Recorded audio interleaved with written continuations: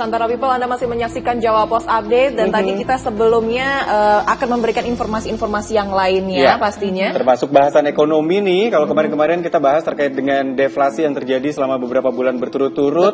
Dan kabarnya ini juga mempengaruhi kondisi ekonomi masyarakat nih. Benar. Ini akhirnya ada yang menyebut bahwa kelas menengah ini akhirnya turun kelas gitu ya. Nah, ini akan kita bahas. Kita cek dulu beberapa artikel yang dimuat oleh Jawa Post yang berikut ini kita saksikan bersama. Nusantara People yang pertama yang dimuat di JawaPost.com, kelas menengah Indonesia, tulang punggung ekonomi terjun ke titik kritis. Wih, ngeri ya ini ya. Kalau kita lihat bahasa-bahasa seperti ini tuh akan menakutkan banyak pihak sebenarnya. Terjunnya itu loh ya. Betul. Itu dia, karena terjun bahkan sampai ke titik kritis. Itu kayak udah harus diwaspadai banget, harus ada penanganan yang langsung. Malah menurut saya kalau dengan adanya dikasih tahu deflasi semakin meningkat, orang-orang malah nyimpen duitnya lagi nih. Takut malah gitu. Jadi tidak ada perputaran ekonomi lagi. Itu dia. Nah, ini yang membuat jadi kondisi ekonomi harus diperhatikan betul. Nah, kita juga pengen tahu nih pendapat dari pengamat ekonomi, pakar ekonomi dari Universitas Bhayangkara Surabaya. Kita bersama dengan Dr.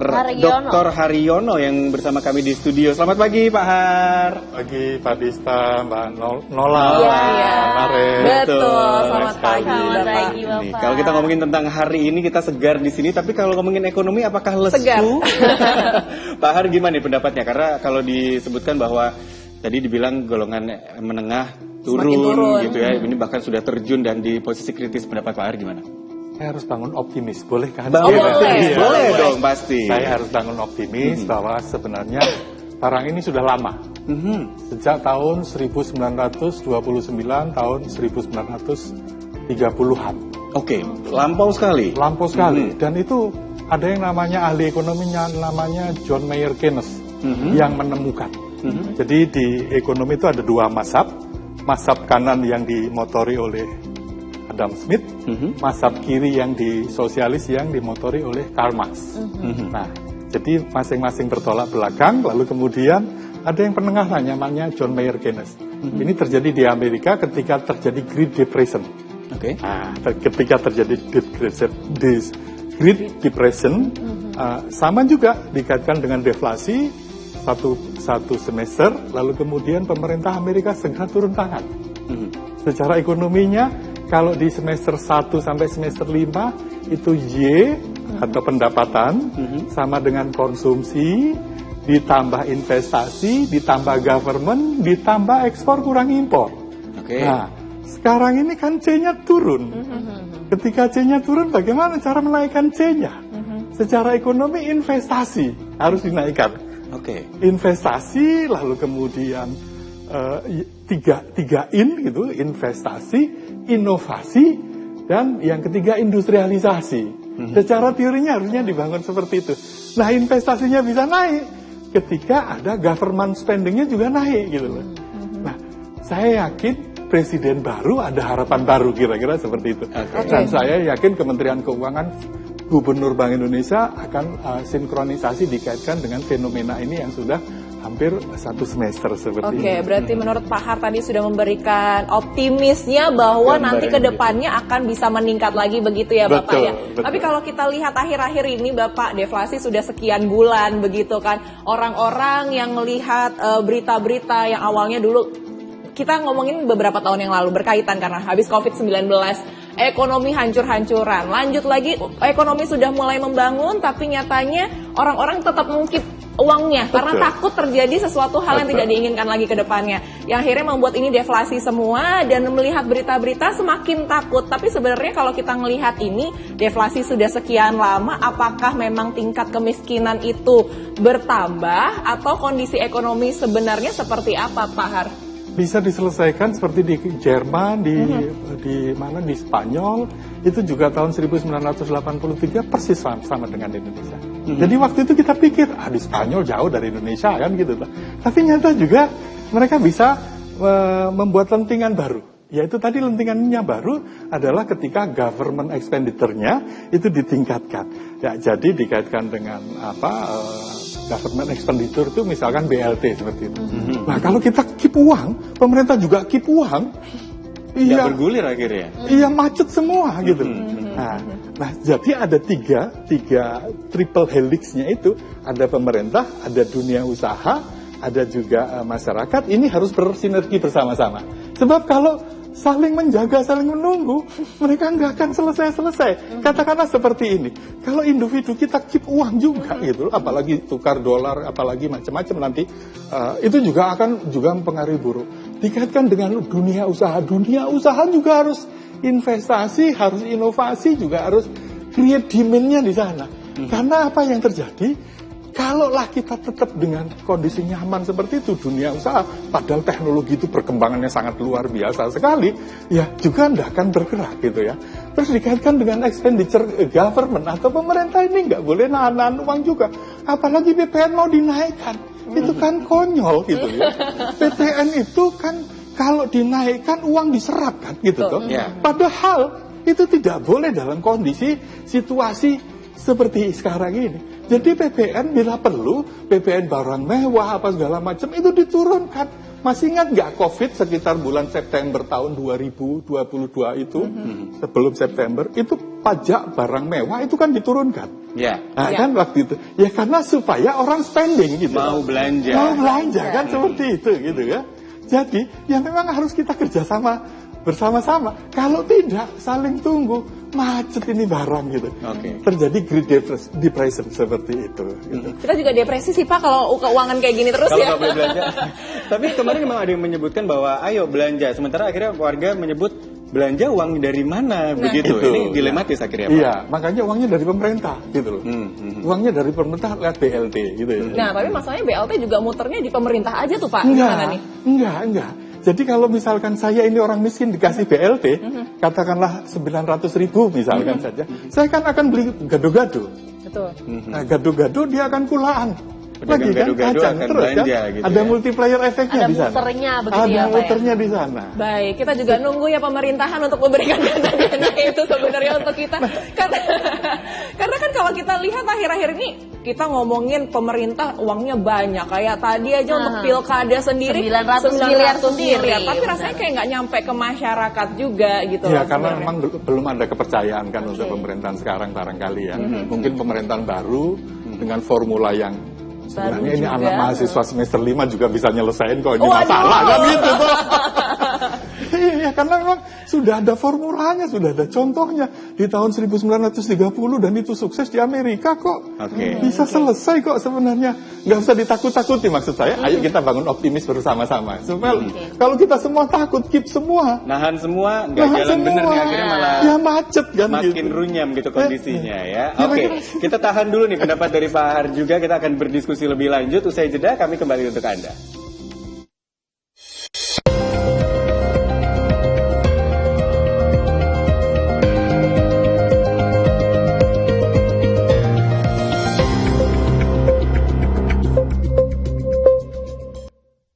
Ya, Saudara People, kita masih bersama dengan Dr. Haryono, pakar ekonomi dari UBAR Surabaya yang sudah hadir di studio, dan kita masih lanjut membahas terkait dengan kondisi ekonomi di mana disebutkan kelas menengah ini menjadi turun kelas. Ya. Oke, nah sebelum kita akan berlanjut ke dialog seru ini, kita akan terlebih dahulu perhatikan yaitu grafis, ada kutipan yaitu dengan turunnya kelas menengah ini ya. Kita bisa lihat dan saksikan bersama-sama ya Nusantara People. Nah, dari untuk perbandingan data penurunan kelas menengah dari tahun 2019 hingga 2024 terlebih dahulu ya pemirsa ya. Di mana di situ di 2019 data EMC itu 128,85 juta jiwa atau aspiring middle class. Yang ini beralih di tahun 2024 itu jumlahnya menjadi 137,50 juta jiwa. Jadi kelas ini adalah masyarakat yang pengeluarannya di antara sekitar 800 ribuan sampai 2 jutaan rupiah gitu ya. Dan ini terlihat jumlahnya meningkat di 2019 ke 2024. Nah, ini yang akan menjadi bahasan juga menarik nih Pak Har kalau melihat angka statistik ini. Apa pendapat Pak Har sebenarnya? Ya, makasih Pak Dita. Jadi kelas menengah yang turun itu hampir 10 jutaan, tepatnya 9,48 jutaan orang. Itu sangat besar kalau di memvolumekan orang sangat besar gitu ya. Nah tadi saya sudah sampaikan di segmen pertama bagaimana solusinya untuk yang miskin itu biasanya yang diperhatikan oleh pemerintah biasanya kan. Jadi dikasih BLT. Nah bagaimana kalau kelas menengah ini? Stimulannya itu bagaimana?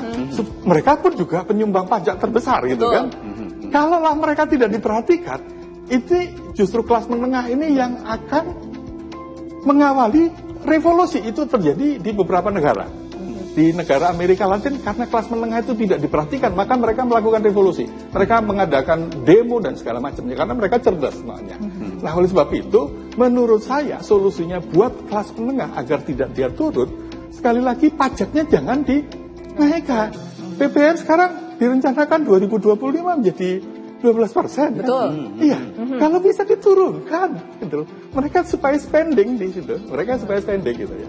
Nah, kelas menengah biasanya juga ada yang dikaitkan dengan sektor jasa, ada yang dikaitkan dengan owner di manufacturing. Nah, ini pun juga harus dikasih stimulan mereka.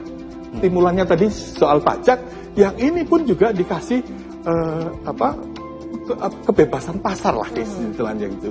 Jadi mereka jangan mereka diadu dengan kompetitor luar negeri. Coba bayangkan keran impor garment dan alas kaki itu dibuka.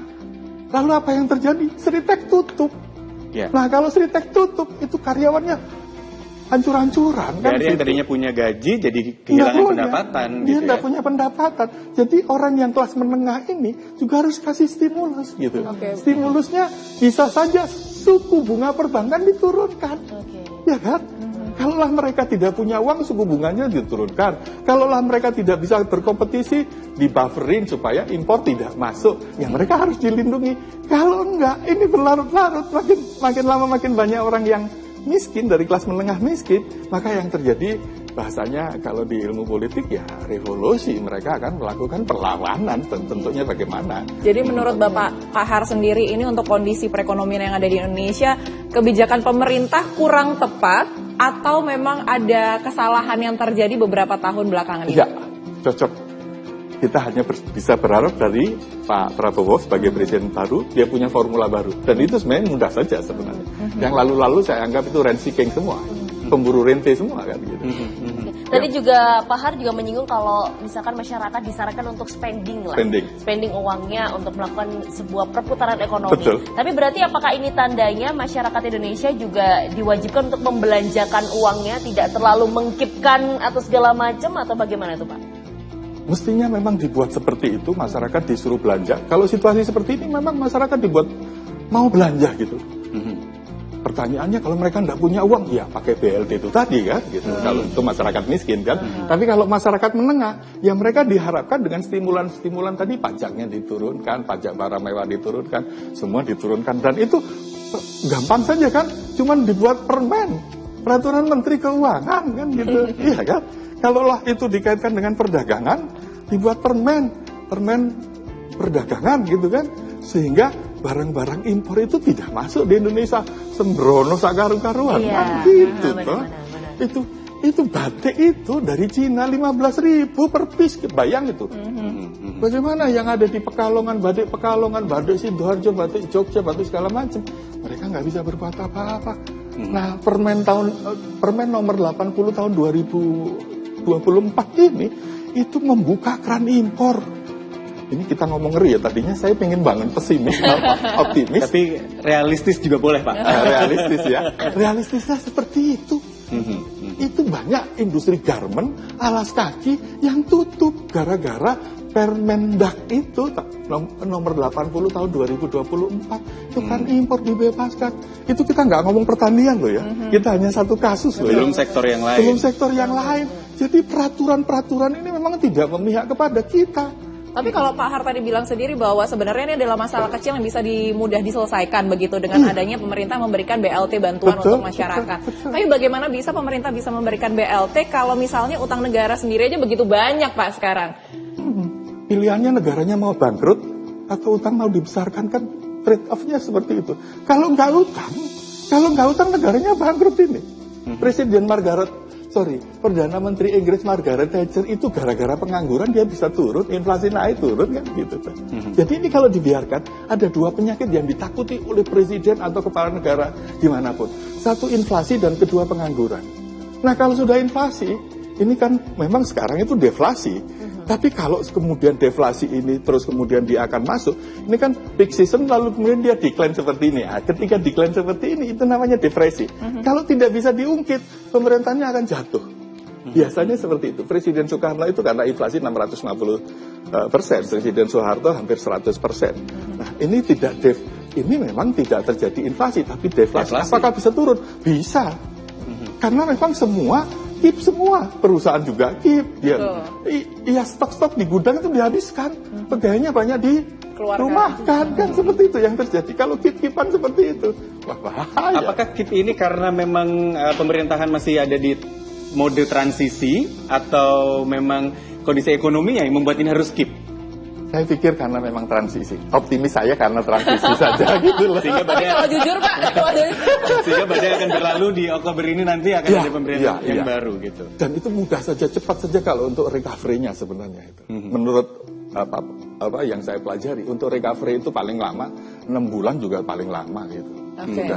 Sudah melenting kembali dan beberapa di Bank Dunia itu memperkirakan Indonesia akan tumbuh sekitar 7-8% setelah presiden ini terpilih itu karena memang stimulan-stimulan ekonomi akan juga didukung oleh Bank Dunia. IMF juga akan mendukung kita semuanya ya karena memang pemerintahan baru ada harapan baru lah kira-kira seperti itu. Nah, tapi kalau tadi Pak Har bilang sebenarnya nih pemerintah juga ada andil yang begitu besar ya dalam masalah ini. Kita lihat nih pemirsa, kutipan-kutipan yang ada di pemerintahan itu seperti apa dengan adanya deflasi kali ini. Kita cek nih, yang pertama Presiden Jokowi bilang kalau itu problem yang terjadi hampir di semua negara karena ekonomi global turun semuanya. Oke, itu dari Pak Joko Widodo. Lalu Menteri... Ada dari Muhadjir Effendi, Menteri Koordinator Bidang Pembangunan Manusia dan Kebudayaan atau Menko PMK. Kita terus memantau, jangan sampai penurunan kelas menengah itu kemudian merosot sampai tingkat paling bawah, yakni hampir miskin sampai miskin ekstrim. Jadi yang tadi sudah golongan menengah akhirnya malah masuk ke dalam kategori yang miskin. Itu yang ditakutkan gitu ya. Kita ingin tanggapan dari Pak Har sendiri. Ini memang katanya semua terjadi kok global. Gimana Pak? Ya memang global gara-gara COVID. Karena memang perang kita ini kan ada 7 perang sebenarnya. Yang belum ada bedil-bedilan perang dunia ketiga aja. Aduh, jangan sampai dong Bapak. Tapi kita nggak bisa ramalkan loh. Iya betul. Eropa Timur, Asia Timur, ya. Terus kemudian di mana di Timur Tengah, yang pokoknya Timur itu kan memanas semua semua kan gitu. Nah kalau ini benar-benar terjadi, saya juga ngeri, justru ngerinya di situ. Bayangkan saja, tidak bedil-bedilan aja, hanya perang biologi lewat COVID aja, kita sengsaranya itu sampai sekarang dan tidak akan pulih-pulih lagi kan. Meskipun COVID-nya selesai gitu ya. COVID-nya sudah selesai, tapi ekonomi juga tidak kembali seperti sebelum COVID kan? Seperti itu. Nah, bagaimana kalau perangnya itu perang food ya, perang makanan dan gitu. Perangnya namanya Ukraina, mie instan juga naik 1.000 perbungkus kan gitu. Jadi maksud saya adalah ya kalau tidak disegera selesaikan, maksudnya Pak Presiden Prabowo begitu dia lantik dia harus selesaikan ini barang. Kalau tidak nanti keburu perang-perang yang lain yang masuk gitu ya. Maksud saya apa yang diucapkan oleh Presiden Jokowi, yang diucapkan oleh Pak Muhadjir itu mengandung optimisme karena memang seluruh dunia juga mengalami seperti itu. Nah saya yakin pemerintahan akan datang bisa menyelesaikan barang ini sebenarnya sangat gampang sekali kok sebenarnya. Sangat gampang sekali. Tapi mungkin kalau dari Pak sendiri menurut dari kacamata pakar ekonomi, strategi pertama apa aja sih Pak yang mungkin pemerintah harus dilakukan setelah ini ya, setelah pembaruan pemerintahan ini untuk membetulkan negara bisa yang melenting itu lagi. Benar. Ya, government harus dinaikkan.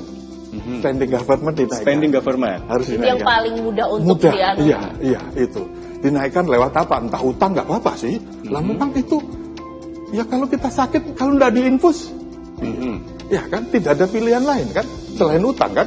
Pajak apa yang mau dipajaki? Mereka juga sengsara mau dipajaki gitu kan. Nah kan gitu guys. Spendingnya lewat apa? Utang. Yes. Ya memang itu resiko. Siapapun pemerintahan akan menghadapi resiko. Kalau saya jadi presiden pun juga saya pasti akan berutang. Karena tidak ada pilihan lain. Mau sewakan pulau juga nggak mungkin kan, gitu toh. Ya hutang gitu ya. Lalu kemudian investasi dibesarkan. Investasi dibesarkan ini artinya investasinya harus tepat sasaran gitu ya. Investasinya tetap tepat sasaran, terutama dikaitkan dengan investasi padat modal, misalkan seperti itu ya. Inovasinya juga dosen-dosen itu disuruh inovasi lah gitu loh. Inovasi yang bisa dihilirisasi sehingga menciptakan create demand-nya di situ. Ini untuk kalau yang semua ya. Ini formula untuk semua. Bagaimana nanti kalau kelas menengah ada formulanya sendiri menurut saya. Nanti kita coba kalau cukup waktu kita akan bahas yang menengah itu ya. Yang miskin kan sudah lewat BLT, lewat program-program beasiswa itu kan banyak gitu kan. Nah, terusnya itu. Sehingga C-nya akan naik. Begitu C-nya naik, ini nanti normal lagi kembali. Mana ada sih di Indonesia ini orang mau susah-susah terus. Pemerintah juga nggak mau susah. Kita juga nggak mau susah. Pengusaha juga nggak mau susah. Semua ingin nyaman-nyaman saja. Nah, itu harus kolaborasi kebersamaan. Kira-kira seperti itu. Ya, sekarang bagaimana sih mengatasi untuk yang kelas menengah supaya tidak terjun bebas kan? Problemnya di situ. Nah, mereka dipaksa untuk spending. Bagaimana spending? Ya, mereka pajaknya jangan tinggikan, itu saja. Dan itu harus cukup permen aja membuat surat keputusan menteri bahwa pajak ini diturunkan, nanti periode kalau sudah normal lagi dinaikkan lagi kan, sangat mudah lagi kan. Itu kan hanya membuat surat keputusan semacam insentif gitulah ya. Insentif gitu. Keringanan. Lalu kemudian lewat moneter. Jadi di ekonomi itu kan ada dua kebijakan, moneter dan fiskal. Fiskal itu dikaitkan dengan pajak, moneter dikaitkan dengan perbankan. Bagaimana iklim perbankan juga harus dihidupkan. Bagaimana cara menghidupkan? Suku bunga jangan dinaikkan, jangan tinggi-tinggi, supaya mereka bisa expand gitu. Mereka bisa pinjam lalu mereka expand. Kira-kira seperti itu. Kita tidak ngomong di luar ekonomi, misalkan dikaitkan dengan apa? Silakan Pak. Silakan. Dikaitkan dengan apa? Dikaitkan dengan teknologi. Kita nggak akan ngomong dengan teknologi, ini hanya dari sisi aspek dua itu saja. Kalau dikaitkan dengan perdagangan, jangan diimpor-impor lagi yang barang nggak jelas-jelas gitu loh. Itu kira-kira seperti itu. Jadi di stop dulu lah impor nggak jelasnya gitu ya. Kalau sedikit mungkin masih ada waktu 1 menit untuk Pak Har. Kelas menengah mungkin juga bisa berinvestasi. Kira-kira investasi yang terbaik untuk kita tuh apa? Ya, investasi yang terbaik satu harus berbasis konten lokal. Konten lokal. Nggak usah melip ya, muluk-muluk gitu ya. Konten lokal itu apa? Food and beverage aja lah. Iya kan seperti itu. Ya, itu saja. Yang balik modalnya cepat, pagi belanja, yang dijual, jualan, uang sudah sore, sudah balik lagi kan seperti itu. Nah, apakah semua akan masuk di situ? Semua akan masuk di situ. Karena memang tahapan pertama ya semua harus masuk di situ saja, nggak apa-apa gitu. Nanti tahapan berikutnya apakah di sektor manufaktur, di sektor industri itu akan pelan-pelan masuk distimuluskan di sana. Misalkan saja keran impor dikaitkan dengan teknologi itu dibuka, nggak apa-apa. Jangan yang untuk konsumsi. Jadi katakanlah saya ini mau buka food estate yang ada di Merauke, itu keran impornya harus dinolkan. Misalkan saja untuk alat-alat berat untuk masuk di Merauke. Meskipun saya tidak setuju untuk meningkatkan food, lalu membongkar lahan hutan 2,1 juta hektar itu. Ngeri gitu. Tapi kalau udah dibuka berarti harusnya memikirkan hal yang lain nih, termasuk tadi yang disebutkan Pak Har, ada yang harus ditutup keran impornya dan sebagainya. Harus dibuka, kapan harus buka, kapan harus dibuka, kapan harus tutup. Gitu seperti kita mengendarai mobil atau sepeda motor, kapan harus ngegas, kapan harus ngerem. Ya, hari ini sudah kita rem ya Bapak ya untuk obrolannya masalah keuangan ini. Saya jadi pusing mikirin keuangan saya pribadi. Investasi, mungkin nanti mau buka ikan bakar misalnya. Gitu ya. Itu kan nanti pagi belanja, siang dijual, malam udah bisa ngitung keuntungan misalnya. Benar, saya yang bagian beli-beli aja ya. Boleh, harus belanja juga. Kalau misalnya punya uang jangan ditahan-tahan, ekonomi baik-baik aja kok, belanja aja ya. Terima kasih Pak Har udah bersama dengan Demos Update hari ini.